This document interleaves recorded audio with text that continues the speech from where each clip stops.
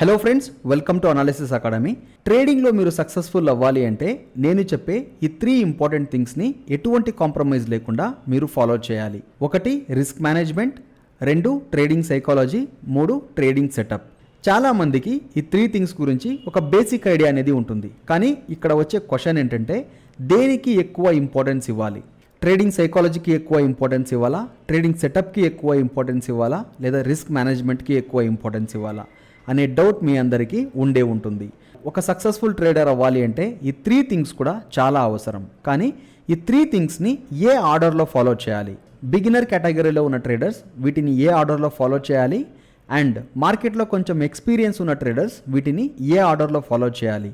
And ట్రేడింగ్లో ఈ 3 things కూడా ఎంత ఇంపార్టెంట్ అవుతుంది అని ఈ వీడియోలో నేను మీకు డీటెయిల్డ్గా రివీల్ చేయబోతున్నాను. సో వీడియోని స్కిప్ చేయకుండా ఎండ్ వరకు చూడండి. ఎండ్ వరకు చూసిన తర్వాత వీడియో మీకు యూస్ఫుల్ అనిపిస్తే వీడియోని లైక్ చేయండి అండ్ మన ఛానల్కి సబ్స్క్రైబ్ చేసుకోండి. ఫ్రెండ్స్, అకార్డింగ్ టు మీ మీరు ఏ టైప్ ఆఫ్ ట్రేడర్ అయినా, మీరు ఒక బిగినర్ ట్రేడర్ అయినా, మీరు ఒక ఎక్స్పీరియన్స్డ్ ట్రేడర్ అయినా, ఫస్ట్ ప్రియారిటీ అనేది రిస్క్ మేనేజ్మెంట్కి ఇవ్వాలి. బికాజ్ మార్కెట్లో మీరు ర్యాండమ్గా ట్రేడ్ చేసినా కూడా మార్కెట్ కొన్నిసార్లు ప్రాఫిట్ ఇచ్చేస్తుంది. కానీ లాస్ అయ్యేటప్పుడు ఆ లాసెస్ని మీరు కరెక్ట్ టైంకి కట్ చేయలేదు అంటే మీకు వచ్చిన ప్రాఫిట్స్తో పాటు రిమైనింగ్ ఉన్న క్యాపిటల్ని కూడా మార్కెట్ తీసేసుకుంటుంది. మీరు ఏ స్ట్రాటజీని ఫాలో చేసినా కూడా రిస్క్ మీ కంట్రోల్లో ఉంటే మాత్రమే మీ ప్రాఫిట్స్ అనేది సెక్యూర్ అవుతుంది. సో హై ప్రియారిటీ అనేది రిస్క్ మేనేజ్మెంట్కి ఇవ్వాలి. మీరు ట్రేడింగ్ స్టార్ట్ చేసిన బిగినింగ్ స్టేజ్ నుండే రిస్క్ని మంచిగా మేనేజ్ చేయడానికి నేర్చుకున్నారు అంటే మీ ఎంటైర్ ట్రేడింగ్ కెరియర్లో అది మిమ్మల్ని సెక్యూర్ చేస్తుంది.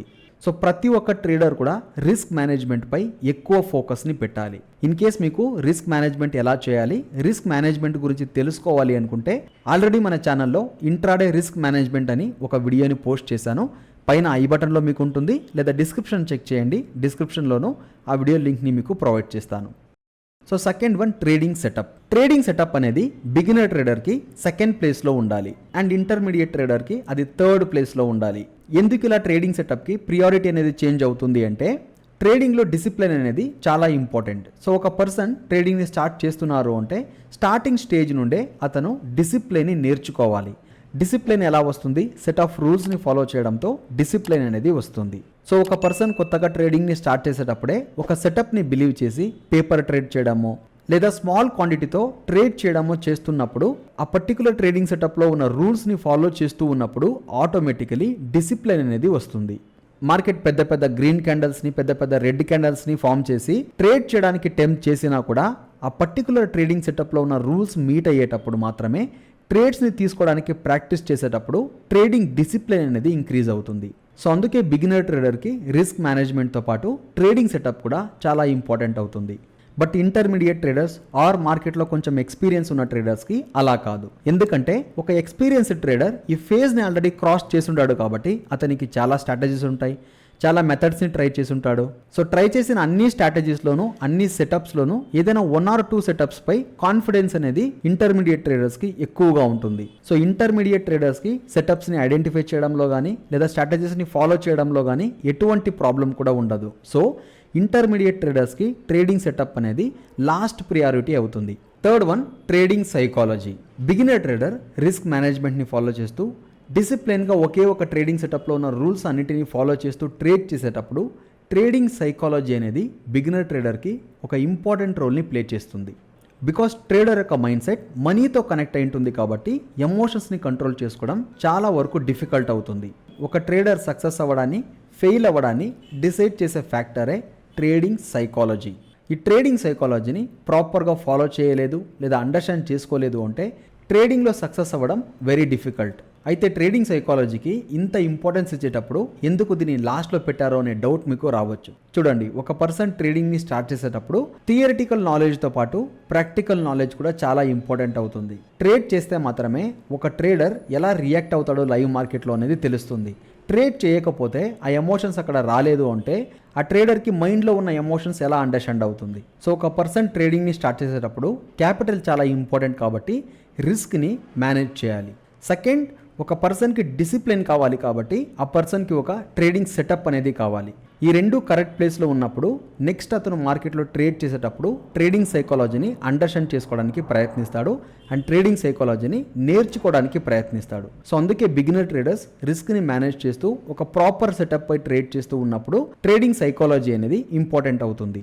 కానీ ఒక ఇంటర్మీడియట్ ట్రేడర్కి ట్రేడింగ్ సైకాలజీ అనేది సెకండ్ ప్లేస్లో ఉంటుంది. సో నేను అప్పుడే చెప్పినట్టు ఇంటర్మీడియట్ ట్రేడర్స్ చాలా సెటప్స్ని ట్రై చేసి ఉంటారు, చాలా స్ట్రాటజీస్ని ట్రై చేసి ఉంటారు. సో ట్రై చేసిన అన్ని స్ట్రాటజీస్లోనూ ఏదో 1 or 2 స్ట్రాటజీస్ వాళ్ళకి ఎక్కువ కాన్ఫిడెన్స్ని ఇస్తుంది. సో ఇందులో ప్రాఫిట్స్ రావచ్చు అని. సో ఆ పర్టికులర్ ట్రేడింగ్ సెటప్స్ని మాత్రమే ఫాలో చేయాలి అని ఇంటర్మీడియట్ ట్రేడర్స్ అనుకుంటారు. అండ్ ఇంటర్మీడియట్ ట్రేడర్స్కి నేర్చుకునే ప్రాసెస్లో కొంచెం లాస్ కూడా అయి ఉంటుంది. సో మైండ్ అనేది సైకాలజికల్గా ఎఫెక్ట్ అయి ఉంటుంది. సో ఇప్పుడు ఇంటర్మీడియట్ ట్రేడర్స్ మార్కెట్లో ఎక్కువ ఎక్స్పెక్టేషన్స్ని పెట్టుకోకూడదు, ఏదైనా ఒక్క సెటప్ని మాత్రమే ఫాలో చేయాలి అని ఎవ్రీడే రీసెర్చ్ చేస్తూనే ఉంటారు. బట్ ఫెయిల్యూర్ అనే బార్డర్ని క్రాస్ చేయలేకపోతారు because of trading psychology.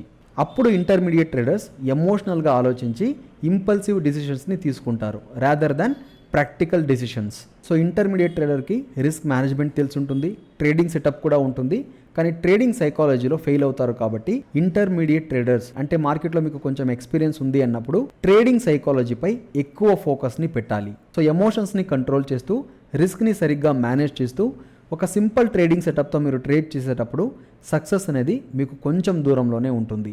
So final conclusion ఏంటంటే మీరు బిగినర్ ట్రేడర్ అయినా ఇంటర్మీడియట్ ట్రేడర్ అయినా రిస్క్ మేనేజ్మెంట్కి టాప్ ప్రియారిటీ ఇవ్వాలి. అండ్ బిగినర్ ట్రేడర్స్ ఒక ట్రేడింగ్ సెటప్ని ఐడెంటిఫై చేసి ఆ ట్రేడింగ్ సెటప్తో పేపర్ ట్రేడ్ చేయాలి లేదా స్మాల్ క్వాంటిటీతో ప్రాక్టీస్ చేయాలి. అప్పుడు మీకు డిసిప్లిన్ అనేది వస్తుంది. Third one trading psychology.